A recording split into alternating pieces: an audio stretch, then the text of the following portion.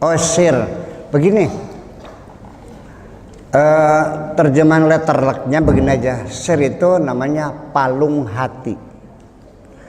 Jadi kita dalam diri manusia ini semuanya yang dilihat mata, hidung, telinga, perabaan, mulut, ini namanya hardware.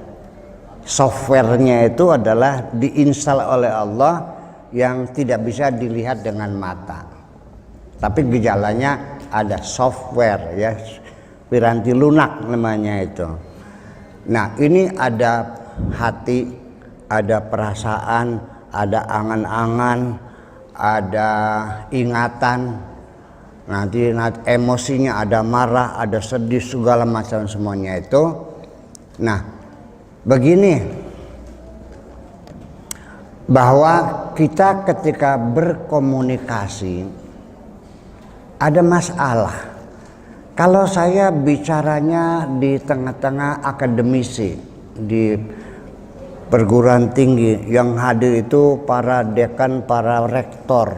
Apa saya bilang?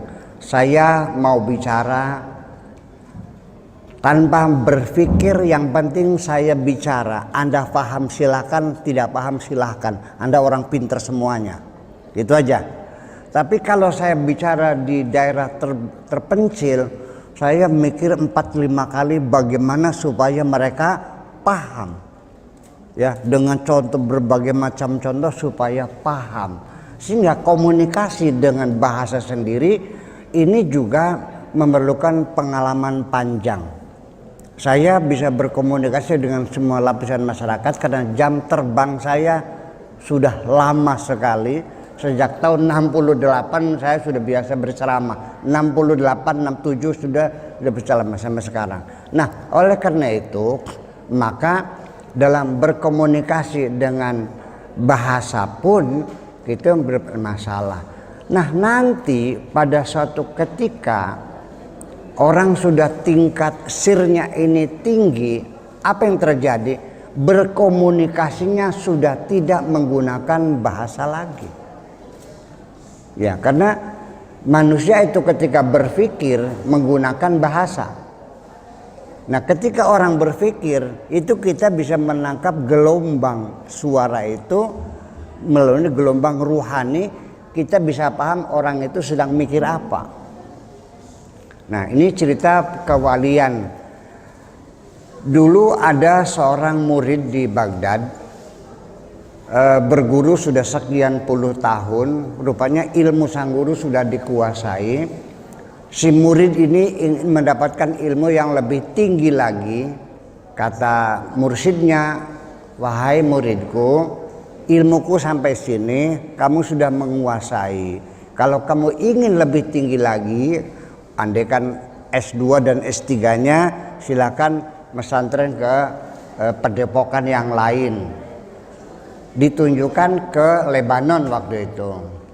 Jadi si murid ini berangkat ke Lebanon, menemui gurunya namanya Syekh Abdullah. Ditanya oleh gurunya, ada apa engkau sini? Saya ingin menuntut ilmu. Saya sedang menuntut ilmu, saya dari Baghdad mau belajar ke sini. Oke, mangga silahkan. Nah, zuhur sholat berjamaah, lalu duduk berputar sambil berzikir masing-masing. Nanti asar sholat lagi, duduk mutar bermasing-masing. Lama kelamaan murid baru ini bertanya, Pak Kiai, ini pengajiannya kapan? Ini kapan kita pengajiannya? Kata gurunya, setiap habis sholat kita kan ngaji. Lah, ngaji apa? Coba panggil murid yang lain. Tadi pada zuhur ngaji apa? Ngaji balaghah. Apa mata pelajarannya waktu itu? Bab isti'arah. Terus ada yang bertanya enggak waktu? Ada. Ada yang bertanya apa bedanya majaz dengan isti'arah? Kok begitu? Jadi ternyata ketika mereka sambil bawa tasbih itu, di situ terjadi pembelajaran. Ada dialog tanya jawab. Jadi bagaimana? Oh, wahai muridku, ini kami adalah perguruan yang berkomunikasinya sudah tidak menggunakan bahasa lagi.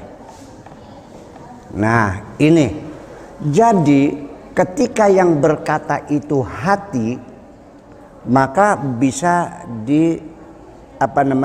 bisa disadap oleh orang lain, karena hati sesuatu yang tidak bisa terdengar ketika berbicara, ya kan begitu.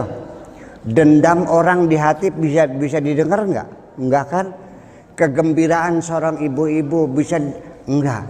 Tetapi bagi yang punya receivernya sendiri, yang punya detektornya sendiri, itu bisa menangkap kata hati.